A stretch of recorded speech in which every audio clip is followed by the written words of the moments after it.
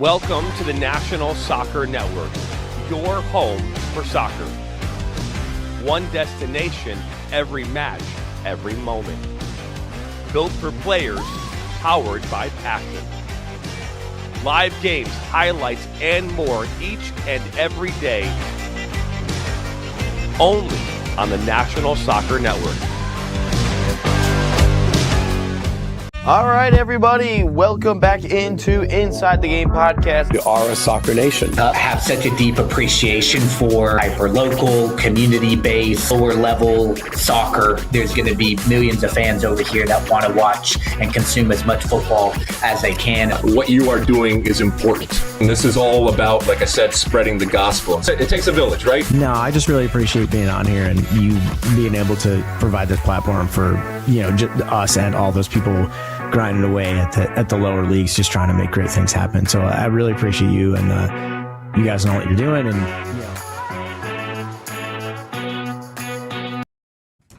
All right, welcome into Inside the Game. That's how I felt about yesterday, man. Holy crap, man.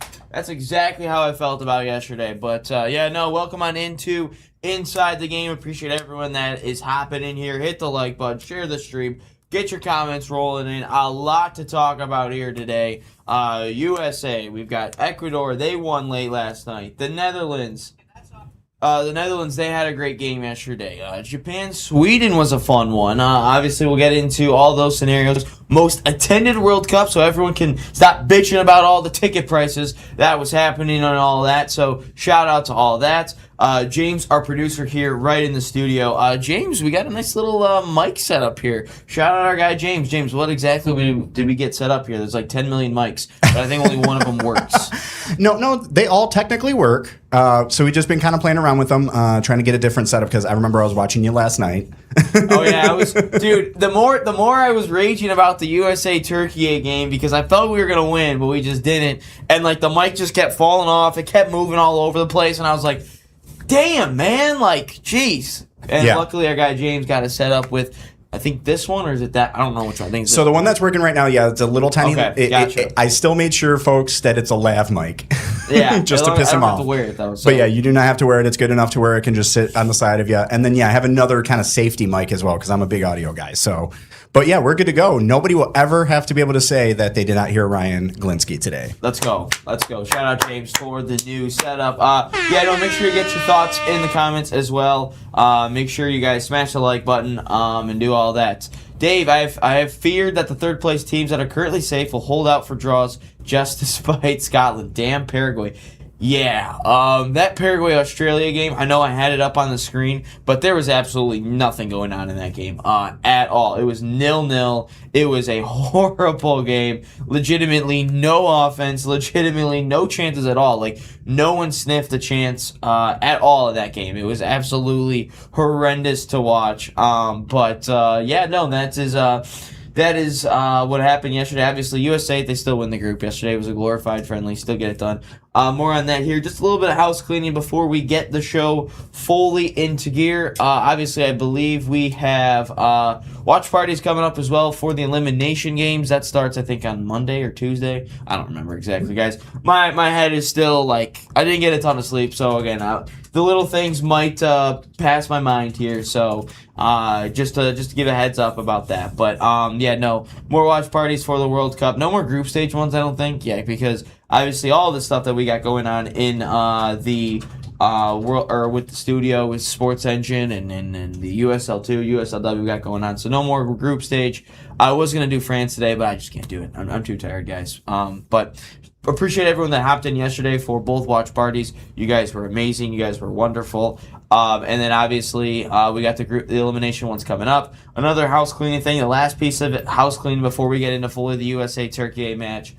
We do have a members only program now. $4.99 a month is where I think it starts off at. I think there's like tiers and stuff that gets higher and higher. I don't know the exact numbers, but that is it can start at $4.99 a month. There will be on Monday, Wednesdays, and Fridays now for 15 minutes. We'll do an exclusive talk, I guess, on soccer and all that fun stuff. Also, we will be, if you are a member, you will be a chance to win free gear.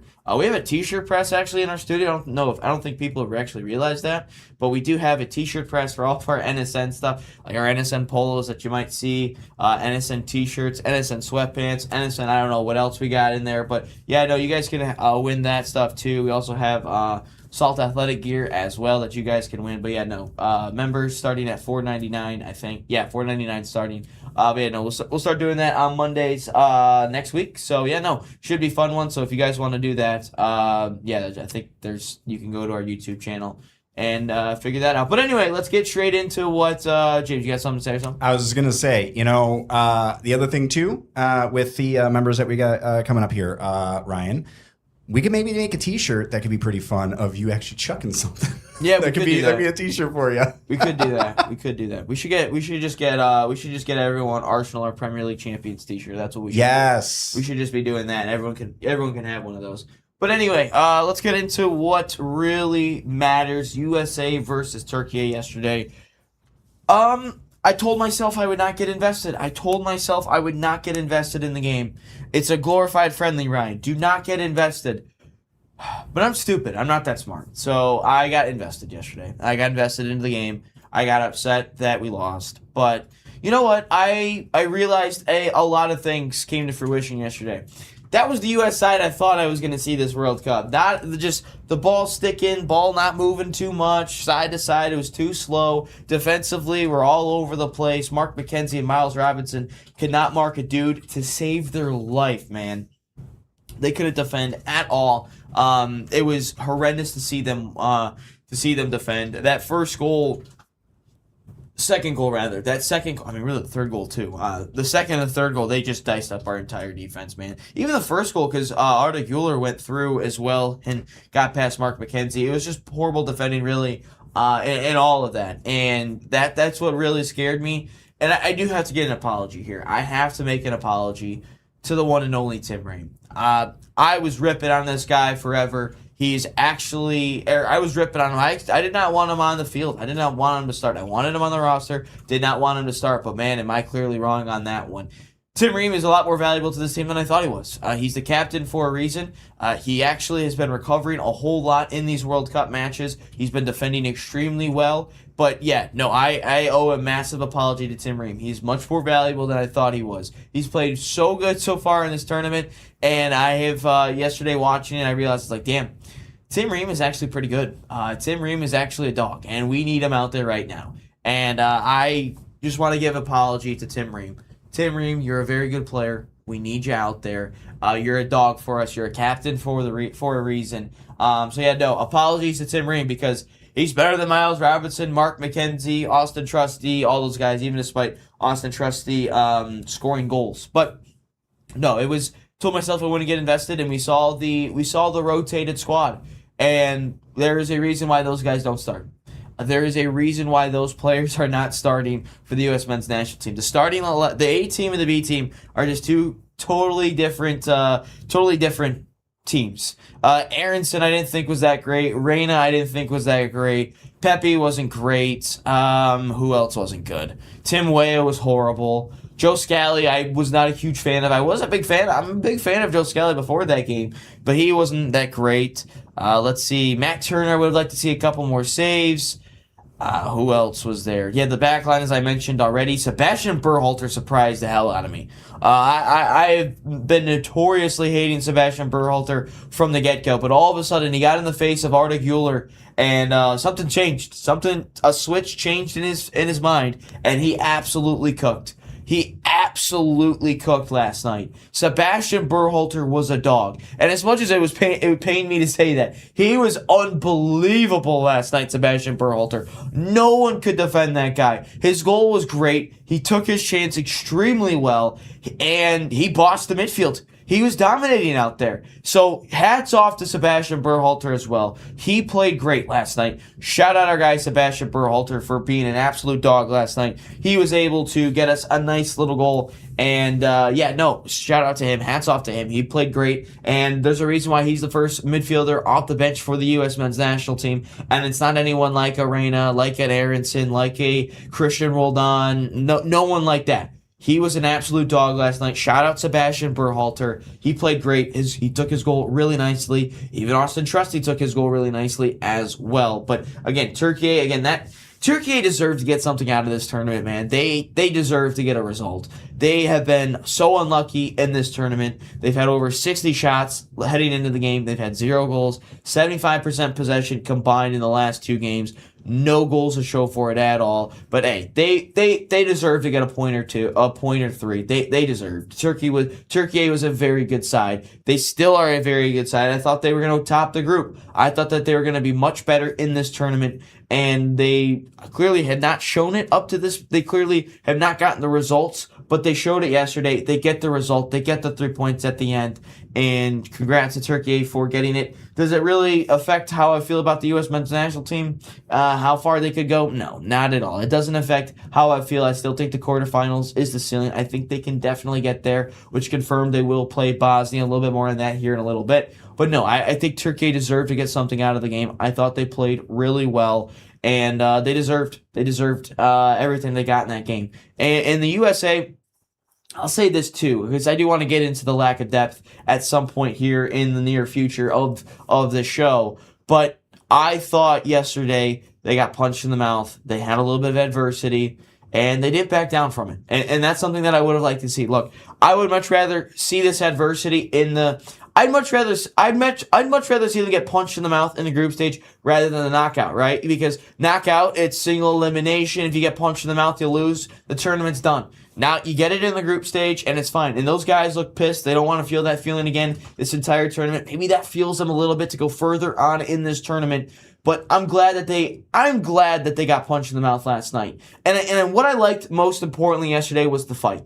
We've constantly harped on this team about not being gritty enough, not being tough enough, not being able to stick into challenges, not being able to win the 50-50 balls, not getting the face of the other team. They continue to prove us wrong in these last 2 games. Against Australia, against Turkey again last night. They continue to prove us wrong in terms of their toughness because they went down 2-1 yesterday. They could have easily just rolled over. They're like, all right, 2-1, game's over. Let's just head into the knockouts against Bosnia. Let's just do it. However, they showed some grit yesterday. They showed some fight. They showed some toughness. They battled back. They get the goal 2-2, and they had chances to win the game too, or at least take the lead. They had chances to do so, and they didn't take them. They clearly did not take them, but they were able to, fight till the end, and that's what I like to see. I like that this team is continuing to fight and prove myself and a whole lot of people wrong. I like the toughness. I like the grit on this team. There seems to be some collective and some continuity between the team and just showing up together, fighting as one team, and they continue to fight and claw for everything that they can. They know that nothing is given to them. They know that they don't have the respect of their opponent most likely every single night. They're not a France, they're not a Spain, they're not in England. They don't have that type of respect from other teams. But you know what? They're going out there, they're starting to earn that respect a little bit, I think, from those other teams. They showed a great deal of fight last night. I feel like they deserved to get a point. I think a point was the fair result, but obviously, sports don't work that way. Not everything that you think is going to happen, not everything is guaranteed, not everything that you think you are deserving gets done. So, shout out to U.S. men's national team last night. They showed a ton of fight. And also, U.S. men's national team, Christian Pulisic. Everyone was thinking, he's going to play 10, 15 minutes. No, it was important last night for Christian Pulisic to get 30 minutes in. It was very important, Pulisic, to get those minutes in. Why? Because it's going to be if he did not play, he's only played 45 minutes in this tournament, and that was the first half against Paraguay. If he did not play last night, that'd be 19 days without him playing a game. We can't have that against Bosnia. Can't have that. He's got to get some running. He's got to get some game minutes, real game speed like minutes. So shout out to Christian Pulisic getting out there as well. He looked fine. He had a couple of moments where he got whacked. But you know what? He got right back up. Shout out Christian Pulisic for getting it done as well. I thought he was really good in this game too. I liked the fight that he showed. I liked the fight of this whole team, to be honest. And I'm glad that Pulisic was able to get out there before the Bosnia game in the round of 32, because I think that would not have done wonders for the U.S. men's national team if his first action back was actually against Bosnia in the round of 32. Pulisic able to come back. He looked good. He really did. I would have liked to see him score a goal or something like that, but Pulisic Pulisic. He looked lively out there. He took his defenders yet again. What the best part is too is the fact that he still looked like himself. He was taking on defenders. He wasn't shying away from everything. He was still aggressive. So shout out Christian Pulisic for constantly getting a nice run in yesterday. He looked good in it the whole way. So Pulisic, hats off to Christian Pulisic. But yeah, no, I'm glad though that we were able to get a little adversity yesterday, because it's not going to be all rainbow and sunshine for this U.S. men's national team all the way through. If they were to get to a quarterfinals, they're going to have a little bit of adversity. They trailed yesterday for the first time in the World Cup, at least for probably a combined, like 15 minutes, I would assume. Because they scored about 34th, I think, for Turkey. So they trailed for the first time yesterday. I liked it. I liked the fight that they brought back into it as well. Not every game is going to be a cakewalk. Not every game is going to be comfortable. I thought the first 2 games were rather comfortable for this team. A little bit too comfortable at times. But you know what?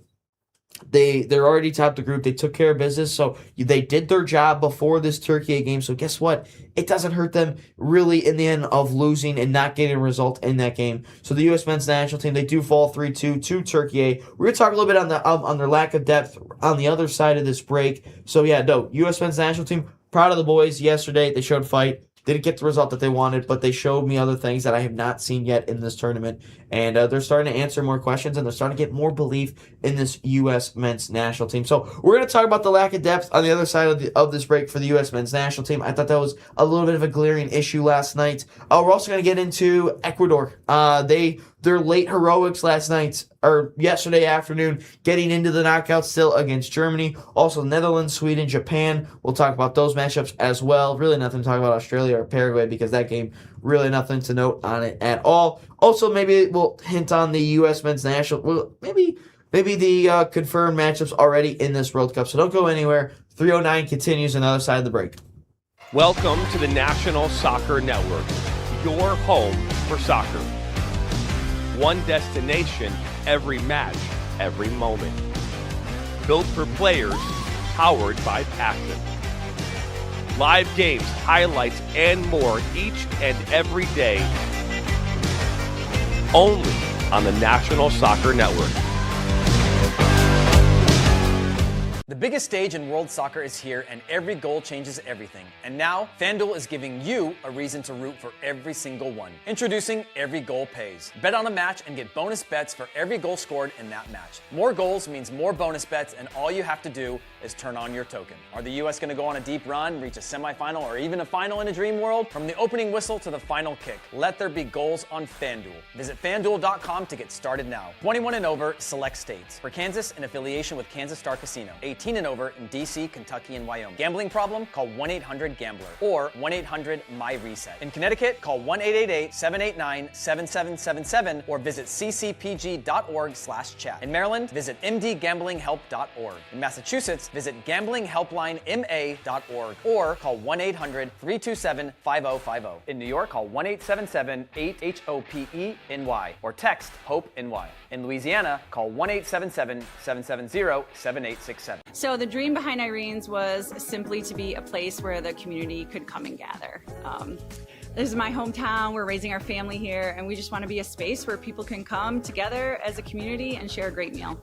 We've got golf simulators, we got pinball, live music, trivia nights, but we also have fresh, always homemade, locally sourced food, and we serve it with a sense of Gemütlichkeit. This is a German word that conveys a sense of warmth and coziness and belonging. We're excited to show off how we're growing and that this is the place to be. All right, welcome back here, episode 309 of Inside the Game podcast here on the National Soccer Network. My name, Ryan Glitzky. James Schofield, our producer here in the studio. Again, make sure you get your comments in, hit the like button, subscribe if you haven't already. But, continue on with the U.S. men's national team conversation. They lost, obviously, last night 3-2 to Turkey in the dying seconds. Heartbreaking loss for the U.S. men's national team, but I think it's a good thing. I think that loss is all right for us. It's going to give us a little adversity. It's not going to be perfect all the way through this entire tournament, and especially where we want to get to. We want to win a knockout game. We want to win another game. We've only won one knockout game since World War II. So, we need to win another knockout game in our U.S. men's national team history. Obviously, we do play Bosnia in the round of 32. So, yeah, no, we do need to get that result there against Bosnia. But we are set up with them. I think it's a favorable draw. I think we're obviously favored in that matchup. But again, Bosnia is going to be a tough team. They're physical. They're going to mud things up. They're quick, too, on the counterattack. They're able to score from distance. So we're going to have to see what the USA is capable of in that game. But anyway, I do want to talk about their lack of depth. I think the U.S. men's national team struggles a little bit in terms of their depth. I think it was a glaring issue last night with the USA about their depth. I think it was a glaring issue last night. And you could tell right away that our depth just was, early after that goal from Austin Trusty, you could tell our depth just was not there. The forwards, Aronson, Reyna, Weah, Pepe, you just could tell it was not the A team out there because the ball was moving too slow side to side. No one was really making any runs that were really effective. Reyna didn't want to shoot the ball or pass the ball in the box like to save his life. All he wanted to do was like dribble it through everyone, I guess. Aronson wasn't impressive. Reyna wasn't impressive. Weah was not impressive. Pepe, not impressive either. So I think that's a glaring issue with the offense and our depth there. So really, I mean, if you bring someone off the bench, though, because we do need, I mean, obviously we're going to have to make substitutions late on in games, and maybe if we get into extra time at this point in the tournament, I still think maybe you bring in a guy like a Haji Wright. He's scored a goal in the World Cup before. Maybe you bring on another one. Maybe you bring on a guy like a Reyna, and he's able to thrive with a Pulisic, a Balogun, and a McKennie, and an Adams, and a Tillman, and a Dest, and a Robinson out there. Maybe that helps them. But as currently constructed yesterday, I think that offense really struggled. I mean, our goals were off set pieces. Both of them were off set pieces. Austin Trusty was wide open at the back post, and then Berhalter, nice goal just outside the A-team after the corner came in. And then if I look at defensively, man, were we in shambles last night. Defensively, we could not do a thing last night in terms of defensively. Mark McKenzie, Miles Robinson, not good enough. Joe Scally, not good enough. Freeman, I thought was good when coming on. Austin Trusty, I thought was better than obviously, and that's better than him obviously defensively, and that's not because he scored the goal. I thought defensively he was a little bit better, but looking at the defensive shape, McKenzie and Robinson and Scally could not mark up a dude to save their life. That second goal for Turkey was, dude, it was perfect. That was a great goal. The overlapping run, cuts it back inside, wide open player. It was great. And it all started with Arda Güler. But defensively, we just couldn't mark runs. And even the Arda Güler goal just cuts across the face of McKenzie, and McKenzie doesn't do anything. So I didn't realize how important Chris Richards and and Tim Ream were last night, and Alex Freeman. They were unbelievable last night, those guys. So we absolutely need to see those guys out there for the U.S. men's national team defensively. The defensive shape and their marking was horrible. They let everything through. Need to see that better from the USA. Our defensive... Dude, we could not mark a runner at all last night. It was horrible. So then it really begs the question, like, do we even have 5 capable players off of the bench for the U.S. men's national team? I don't know. I really don't know. I think that you could probably bring in a guy like Austin Trusty off the bench because, I mean, we saw it in the Australia game. He's our biggest, tallest player. He can win aerial duels. It's going to be a lot in the box. He can block shots. He's long. I think that is a guy that you can bring off the bench. I think of a guy like a Haji Wright you can bring off of the bench simply because of the fact that he can hold up the ball. He can play off players. People, as long as people are making runs in and around him, I think he can play the ball off. Sebastian Berhalter is definitely a guy that can come off the bench and make a little bit of noise. Been really impressed with him this tournament so far. I didn't think he was going to do any numbers, but you know what? He's been impressive so far. Sebastian Berhalter, obviously, he gets that goal as well last night too. So shout out Sebastian Berhalter. Then I'm also thinking with the USA, what is our attacking options looking like? Pulisic, Balogun, Serginho Dest, those guys have been great, but Tim Weah didn't impress me at all last night. Aronson didn't impress. Reyna didn't impress. So are you bringing a guy on?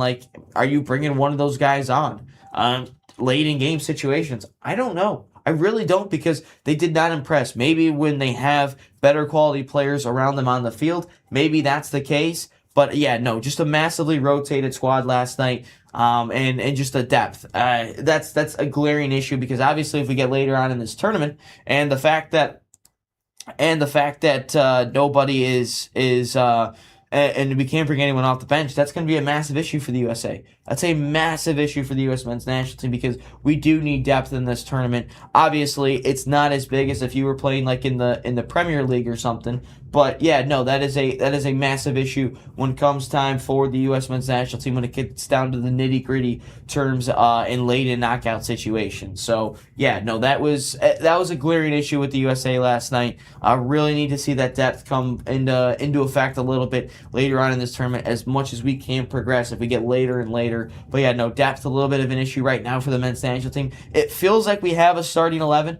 It feels like we have a starting 11 for sure. Maybe we've got about 13 players, 14 players, which obviously is a massive step in the right direction. But in terms of overall depth, I just don't think we're there quite yet. And obviously, a starting 11 can get you a little bit further into tournaments, especially single elimination. Obviously, it's not a league play. It's not a Champions League format, but definitely feels like we have the starting 11 with the U.S. men's national team. It's just all about getting those depth pieces. And that's really about it. Again, make sure to get your thoughts in there. Your comments will end up on the screen, so make sure you do that. It's going to wrap up the U.S. men's national team conversation. We'll get into the other games like Ecuador, Germany, and all that fun stuff. The Netherlands, Japan, Sweden a little bit later on in the later on here right after this. We'll get into that right after this. We'll also talk about the attendance of the World Cup. Already broke the record last night. And all the people that were complaining about ticket prices, all the people that were complaining Americans don't care about the sport, well, you guys were clearly set wrong last night. So we'll talk more about yesterday's matches as well last night. Maybe talk a little bit about the ones later on here today and this weekend. So don't go anywhere. Inside the Game will continue right after this, so don't go anywhere.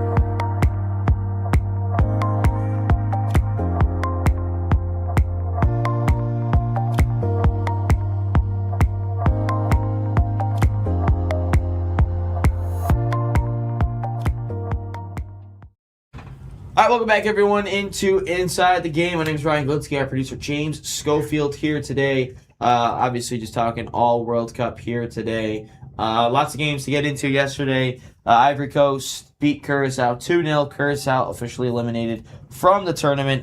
They were a fun group to watch, especially their fans, but Ivory Coast does get through. If we look at their current standings in Group E, Germany does finish top with 6 points. Ivory Coast with 6. Ecuador with 4. Ecuador is mainly in at this point as well. But no, talking about the Germany-Ecuador game, physical battle between Ecuador and Germany. But Ecuador, they get the winner late last night. A team that has not scored this entire tournament. They needed goals last night to secure their place into the knockouts, and guess what? They did that. They get the job done. Angulo that was a crazy start to the game. Sane with a goal in the second minute. Ecuador quickly responds. Then you get into the start of the second half. A PK was awarded initially to Germany. They're unable to secure that one, or it was actually overturned. And then Ecuador, they get a goal late in the game, just right around the 80th minute, and they advance. They should be advancing at least. But Ecuador, Germany, that was a great game last night. Ecuador able to get through. Germany, again, still winners of the group, but they do not finish perfect in the group. Germany a little bit underwhelmed with them so far. I thought Germany might have been a little bit better, but I guess that is not the case for them. Ecuador, though, they showed a lot of fight last night. They showed a lot of intensity too last night or yesterday afternoon. I forget when the games played, but they showed a lot of fight. They showed a lot of intensity, and they get the job done. They win the match 2-1 over Germany. They get through. So shout out Ecuador. By the way, their manager for Ecuador looks like he could be in an 80s rock band. His hair is long. He would definitely fit in with the hair band culture for rock and roll back in the 80s and 90s and stuff. So, yeah, that was kind of interesting. Also looks like he could be a surfer, too. So, So shout out him. Ecuador 2, Germany 1. Group F, Netherlands. Tunisia put up a good fight, I thought, for the most part yesterday. But the Netherlands, obviously, too much to handle. They win it 3-1 over Tunisia. They finish. I'm going to tell you something. I think the Netherlands are scary. I think the Netherlands could make it a lot further than people think. I think the Netherlands could be a dark horse to win this whole thing, man. The Netherlands look good. They look good. Obviously, they gave up the goal to Tunisia yesterday. A couple scary moments, but you're going to have some scary moments in a World Cup match. But Tunisia, they responded well. I mean, Tunisia's been a massive mess, but I really see the Netherlands being a dark horse in this tournament. I like what they are doing. I like the team. I like the setup of the team. So that could be interesting. I could see the Netherlands again. They haven't lost a game, I think, since 2010, technically in the World Cup, because everything else, all their losses, they've been in PK shootouts, or they just straight up didn't qualify for the tournament. So the Netherlands, they look good. They look like they can make a deep run in this tournament. They look set up to do that for sure. And then obviously the other game in Group F, Sweden-Japan. I've really not been impressed with Isak and Gyökeres. Those two need to play a lot better. Their only goals were against Tunisia in the first match day. They didn't do a whole lot against the Netherlands. I mean, their best attacker has been Alenga.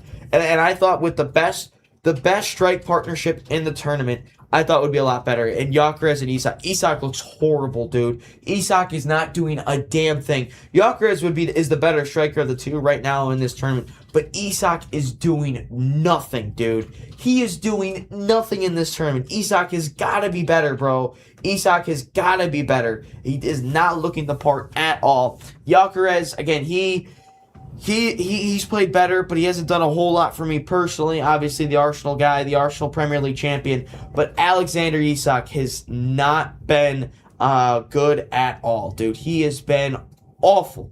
He has been horrible this entire tournament. And a strike partnership that I expected to see a little bit better. Those two need to be better. And again, Sweden does sneak in. They do sneak into the round of 32. We have to see exactly where they're at as it stands. So Germany is set to take on Paraguay. Sweden, as of now, set to take on France. Netherlands are going to be taking on Morocco. That's a tough draw for the Netherlands to start out the round of 32 back in Monterrey. But they'll be taking on Morocco. That's a tough one. USA, they're set to take on Bosnia.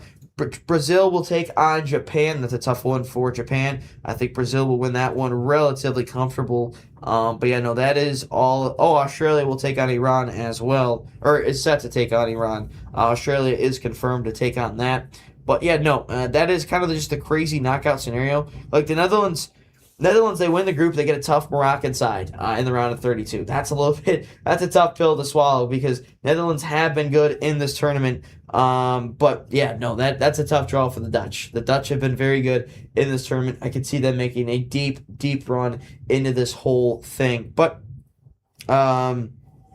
we'll have to see exactly what they do. But Japan, I don't see Japan or Sweden really going far at all in this tournament. I don't see them. I think it's just really just the Netherlands. The other games that happened yesterday, Paraguay, Australia, really nothing of noteworthy at all in that game. It was, I guess the only noteworthy thing was the fact that Metcalf guy just got an absolute cleat to the dome. He just got cleated straight in the face. Luckily, he was all right. He got bandaged up. He still played through it. But that was not a good game at all. Hopefully, I'm sure a lot of people tuned in for that Turkey-USA game instead last night. But USA loses. They're set to take out Bosnia. Turkey is eliminated. Australia is set to take on Iran as it stands, and Paraguay set to take on Germany as it stands. That is how the rest of that recap again yesterday. Good performances, I thought, really all around from everyone. Paraguay, they're right now sitting in the third place spot. They're on 4 points. A -2 goal difference, 1-1-1. That's how that is all shaping out. They could, I think they should be through. They're above South Korea. They've already played. They're above Scotland. They've already played. Croatia still has to play. Algeria still has to play. Cape Verde, Belgium, Congo, and Senegal still have to play. So, yeah, there's a lot still on the line there in that one. But I think Paraguay is most likely going to get through. I still see them getting through. It just depends who the matchup is for Paraguay. But, they should be through anyway for that third place matchup. Let's just get into the picks now. Let's do the picks while we're just talking about the game. The games already yesterday. Let's just talk about the games that we will be seeing later on today, and then we'll get into the third place. Do we like the scenario? Do we like the whole setup of it? We'll have to see. Norway against France. I think France is going to win. France, obviously, they are in. If they win, or I think draw, they would finish first in the group. I think that is the case. Yep, if they draw or win, they're first in the group. So I expect France to win. I don't know how serious Norway is going to take it. Again, France is set to take on Sweden as well in the round of 32. Norway is set to take on the Ivory Coast in the round of 32. They are matched up with Brazil, though. France is matched up with Germany, so that could be an interesting one. What else do we got today? We got Senegal, Iraq. I think that's pretty simple. Senegal, I think they're going to win that one. They do need that, though, for the sake of third place. They need to get points. The -3 goal difference, they may have to win by a lot as well. So going to have to see Senegal get something out of it. The other matchup, Uruguay and Spain. This is going to be the test for Spain. Are they the real deal? I think Spain is going to win comfortably, though. I think they're going to beat Uruguay. Uruguay, a little bit of a mess in terms of the locker room and inner circle, I should say. So I think Uruguay will be. Spain will be fine. Uruguay struggling currently at the moment, but I like that so far for Spain. I think Spain will prove that they are the real deal. They'll get through. Cape Verde, Saudi Arabia. I think Cape Verde is going to win. I'm going to tell you Cape Verde is going to win. They're going to get their first World Cup win.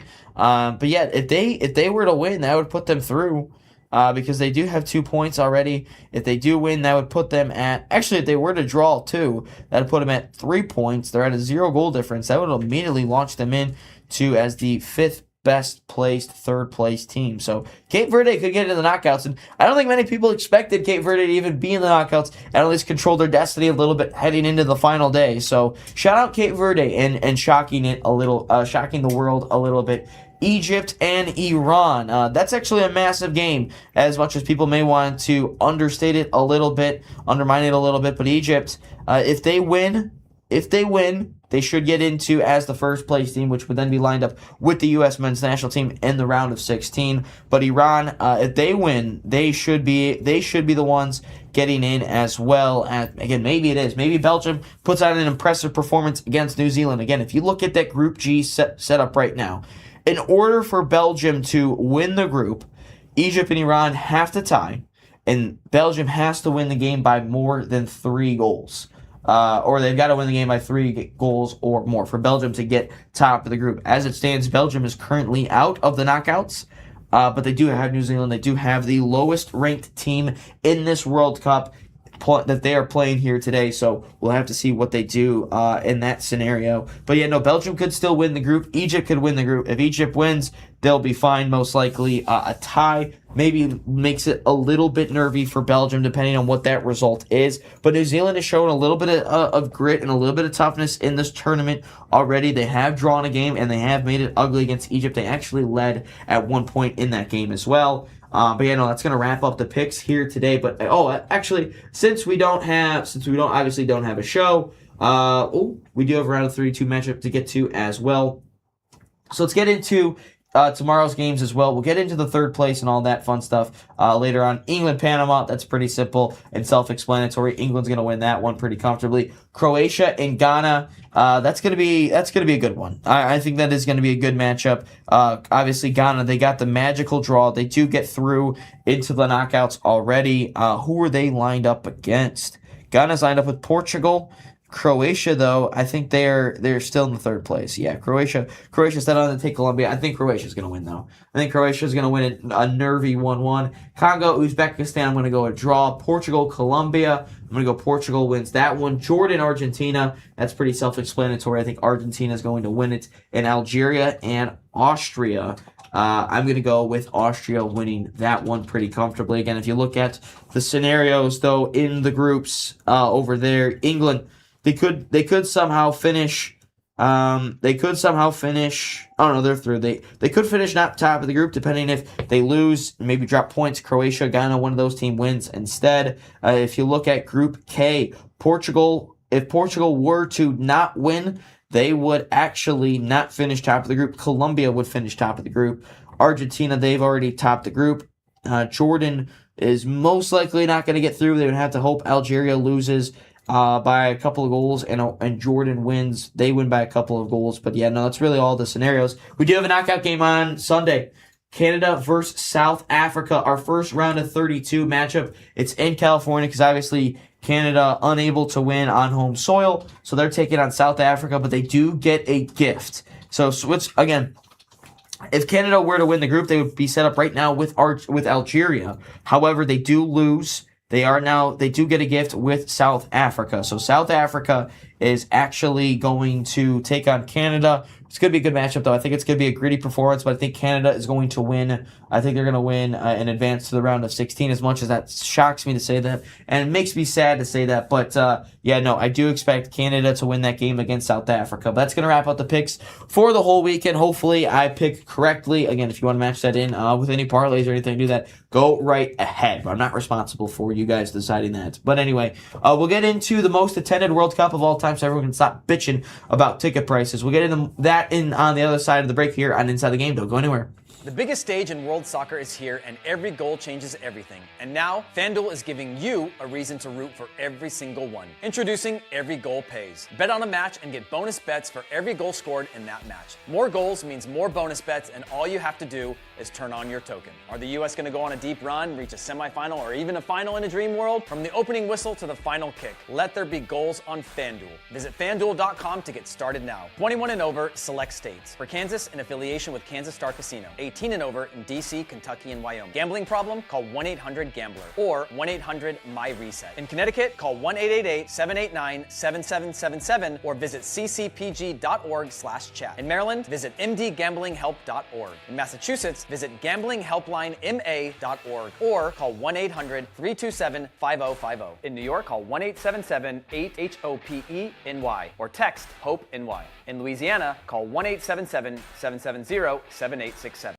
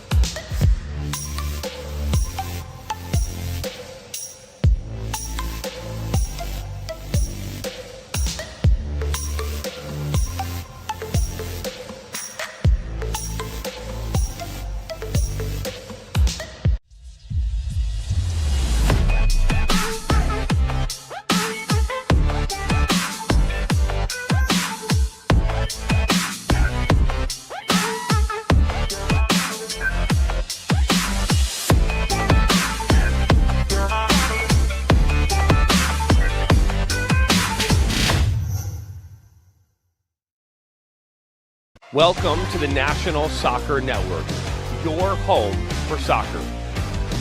One destination, every match, every moment.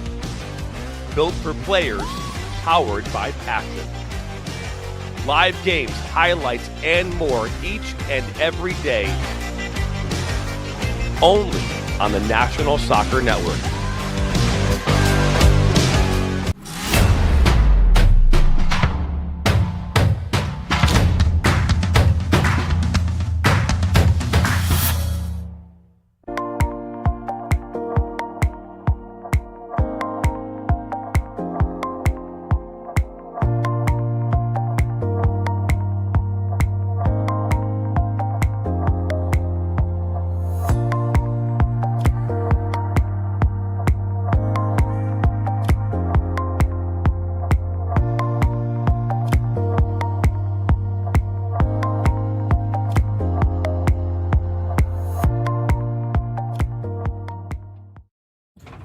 All right, welcome back here to Inside the Game. 309 continues along here. Last couple of segments before we wrap up for the weekend and back with you guys here on Monday. But I do want to get into real quick about the whole World Cup attendance.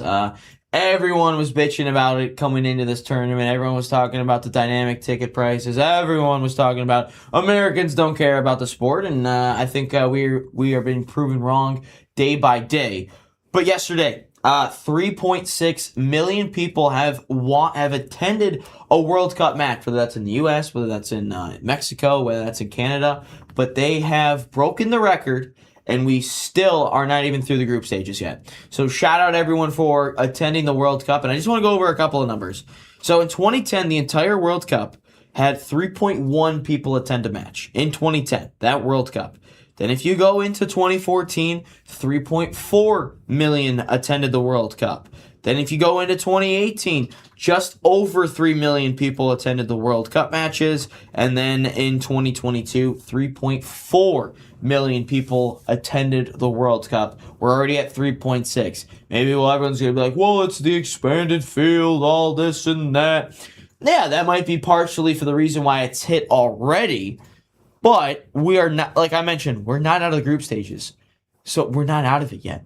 We still have so many games to go. I think if you were to still have the same format, I think if we were still going to have it, I think we still would have broken the most attendance. And here's why. I think Americans do care about the sport a little bit. I think especially when it comes to international play.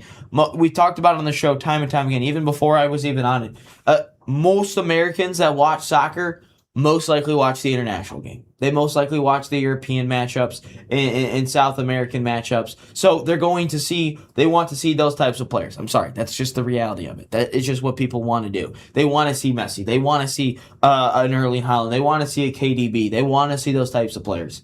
And they're going to want to watch that. And for all the people, again, this is where I've really started to get pissed off here. For all the people that bitched about the ticket prices and the fact that it's already broken before the group stages, can we shut up now? Can we stop talking? Because it's already been broken. We've already seen it before the group stages that the record has been broken for the most attended World Cup. Can we stop about that? I don't care about it. It's already the expanded field. The group stage isn't even over yet. It's not over yet. And we've already broken it. So the biggest issue with this whole World Cup was tickets. We might get priced out. The real fans get priced out. Nope, it's over. That whole narrative is over. Oh, it's going to be hard to even get there. People do realize that even in like Super Bowls and March Madnesses and Final Fours in that town, everything gets hiked up. The prices get hiked up. The hotels, the restaurants, the Ubers, all of a sudden, it's like to go a half mile, it's $100 all of a sudden. In the Super Bowl, to get a half mile when it was here in Detroit, it cost like $115 to go from like a half mile to Detroit to get to Ford Field. I'm just telling you, that's how it is. So can we stop with the bitching about the ticket prices? People are showing up to this World Cup. It's not like Qatar where you had empty seats all over the place, or South Africa where no one was showing up. Brazil, the stadiums were too small. In Russia, no one was showing up to all these matches. In America, where everyone was going to have a massive issue, Mexico and Canada, all of a sudden it was, oh, no one's going to get in. Guess what? People are showing up to these World Cup matches. They are. And guess what? It's only going to go up more. They're only going to continue to show up more because guess what? We are now in the knockout stage. We're going to see the best teams play each other. So I'm tired of this whole narrative that the dynamic pricing is a big issue and all that. FIFA also looked at you, America, and said, let's look at college football prices. You're telling me an American is going to spend $4,000 on a ticket for a Super Bowl? For a Super Bowl? Okay. Well, half it, $2,000. Can you make it into a World Cup match? Clearly it's working. Clearly, and now, I'm don't get me wrong. I'm pissed off about all the celebrities showing up. I'm sick and tired of every 20 seconds. Celebrity. Brad Pitt, who doesn't even know what's going on. Paris Hilton, who doesn't even know what's going on. Let's shoot them. Scottie Pippen, he doesn't know what's going on. Let's get to him. They don't care about what's going on in the game. Just show the fans. The fans show way more passion about it. With the World Cup attendance. We've even shown it in the first match with South Korea, and I think it was Czechia, how no one really showed up. But that's like the only matchup where people had not been there. Every stadium has just been damn near sold out. It's been unbelievable to see. And the fans that have been coming from all over the place, coming to the U.S., they're getting a new narrative on the U.S. They like it. They think America's a really cool place. They think Mexico's a cool place. They think Canada's a cool place. Guess what? People are going to show up to these World Cup matches whether you like it or not. It's going to be probably over 6 million people show up to this whole World Cup because we're not even through. And the crazy part is everyone was complaining about the stadiums too. Everyone was like, how could you fit a soccer match inside an NFL stadium? How are you going to do that? Guess what? They're doing it. They're able to do it. Just telling you. They are able to fit that amount of people into an NFL stadium. It's not that big of a difference. It's not that big of an issue for people. I'm just telling you. It's just not. It's not that big of an issue. And now this whole narrative, because that was the biggest issue of this whole World Cup, was the ticket prices. Can we please stop? Let's put it to rest. Enjoy the rest of the games. It's going to continue to go higher and higher. It's going to break more numbers. And I don't think people have that much of an issue now because the games are rolling in. But let's stop it. Let's stop it, folks. The USA, Canada, Mexico World Cup, an area, a geographical area that everyone thought was not going to be able to sustain a World Cup. Guess what? It's good, folks. We're good. It's going to continue to keep rising. And people can stop complaining about all the ticket prices and all the big issues. And now you've got the Americans involved too, because they've seen how good this U.S. men's national team has been doing here recently and in the games. So, all right, let's continue. Let's just stay right here. Let's get into the third place conversation. Do people like the scenarios? Do people like how it's all playing out? I'm going to be honest. I like it. I like how the third place is working. I was not a fan of it at the beginning, but obviously I've now changed my mind on it. I think more people are starting to come around and liking this whole third place dynamic. I really do. I was not a fan originally, but guess what? These final match days, there's a lot to still play for. Just about every single team has something to play for on the final match day. Just about. Because you know why? Because in the old format, where it was just the top two go, some of those more teams would most likely be eliminated in this situation. However, when you add the third place, again, looking at a team like Scotland who played a couple days ago, they were, I think, first in the third place groups or third place teams. Now they're just hanging on by a thread. They're hoping that the teams below them don't play well. So I think the whole third place scenario does wonders for the game. I like it so far for the World Cup. I really dig it. I think it is something that they might keep going forward, but I still think the World Cup's going to expand. I still think the World Cup's going to expand probably to 64. And I think at that point, you're just going to get the top two teams go back to normal. You're going to have more groups, obviously, because you're going to add more teams in, but I think you're just going to go to the top two teams in the group. I think that's what ultimately we're setting it up for. I think that we are just setting up for we are setting up for the World Cup to get expanded to 64. Let's be real. We are getting it set up to go back to 64 teams. I think that is what is going to happen. And then we're going to go back to because, again, there might be some people upset with the third place scenario. There always is. There's always someone complaining about it. But if we go back to the top two teams in the group, they get into the round of 32. That also eliminates a little bit of confusion as well, because I think understanding the third place is a little bit confusing as well, and the whole scenarios, who goes where, the format, the setup. So I think that is a little bit confusing, but we're gonna get to 64 at some point. Will it be in 2030? I don't know. I got a feeling that it's probably gonna get implemented in 2034. Personally, I think because then FIFA's like, all right, we need more money.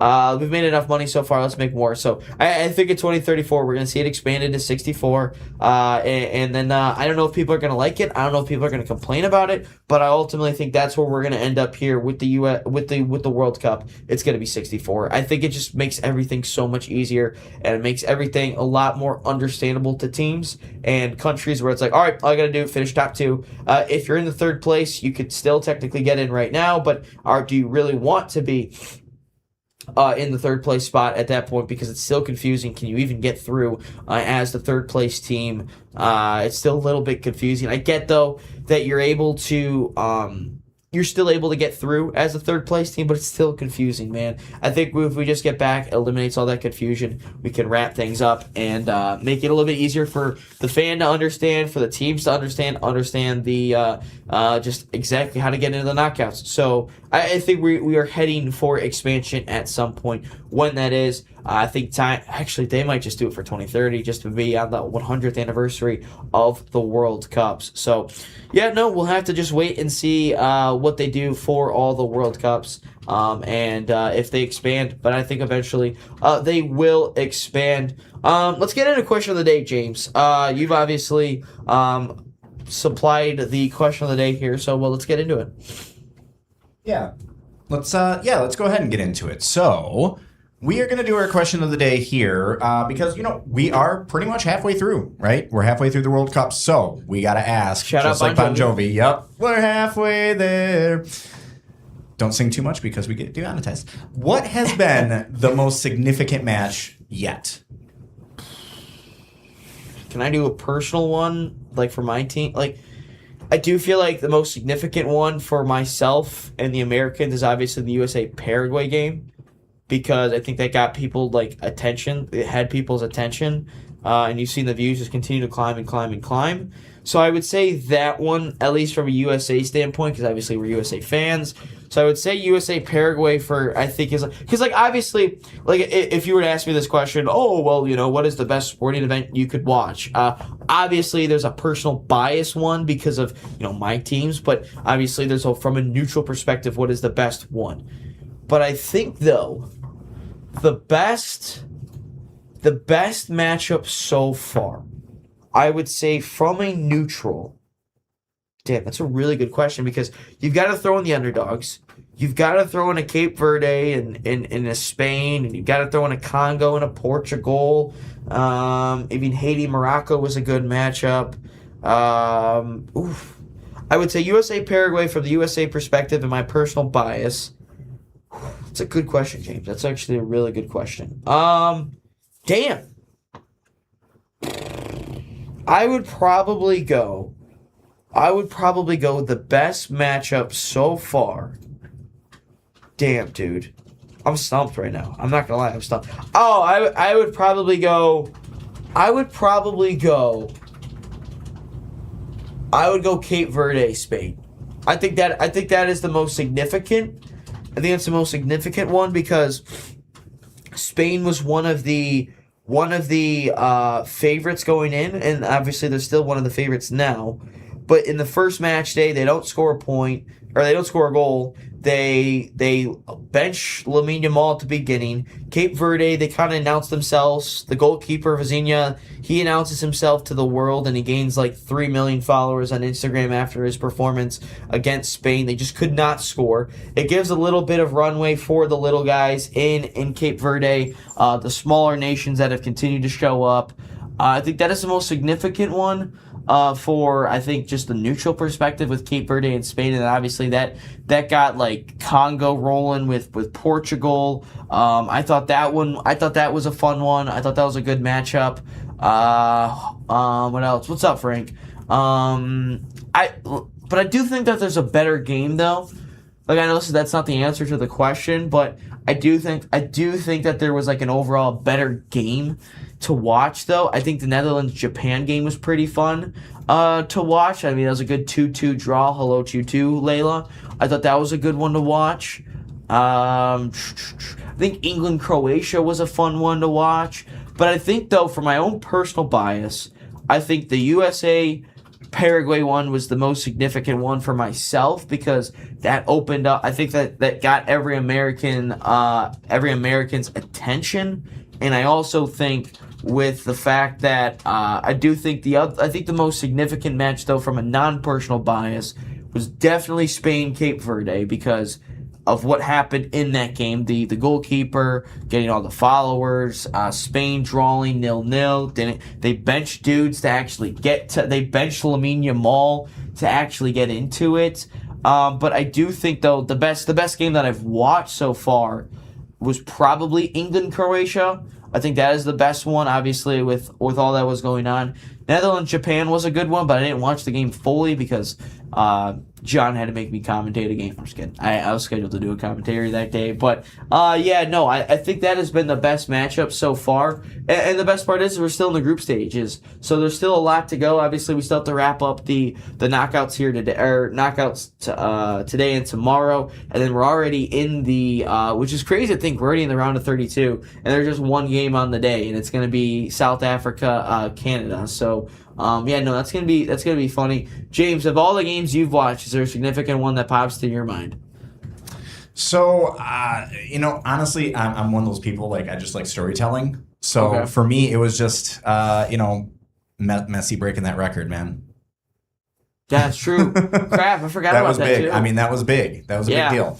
So yeah, there's been a lot of musical performances. Is there a musical performance that stands out for you so far? Oh my gosh. I haven't seen too many of them, to be honest with you. I've just been kind of in the actual games themselves, but I mean, all of them, to be honest. Like even in the announcing when they were doing the team announcements, just kind of watching the aftermath and then the performances that they were doing, they were pretty great. So I mean, it's been. I wouldn't say it's Super Bowl quality because I'm jaded and I love my Super Bowl halftime shows, but there's been some fun stuff to watch. Gotcha. Sure. Well, all right. That's going to wrap up our week here on Inside the Game. Obviously, 310 will be back on Monday. Hopefully, everyone has a safe weekend, a fun weekend. Hopefully, your teams are able to get through into the knockouts, especially Dave's Scotland. Hopefully, they can get through into the knockouts. But thank you for everyone that has tuned in here today. Layla, Frank, Dave, appreciate you guys. Anyone else, again, make sure to get your comments and thoughts in the chat for the live shows. But until Monday morning at 9 a.m., I will see you next time. So long.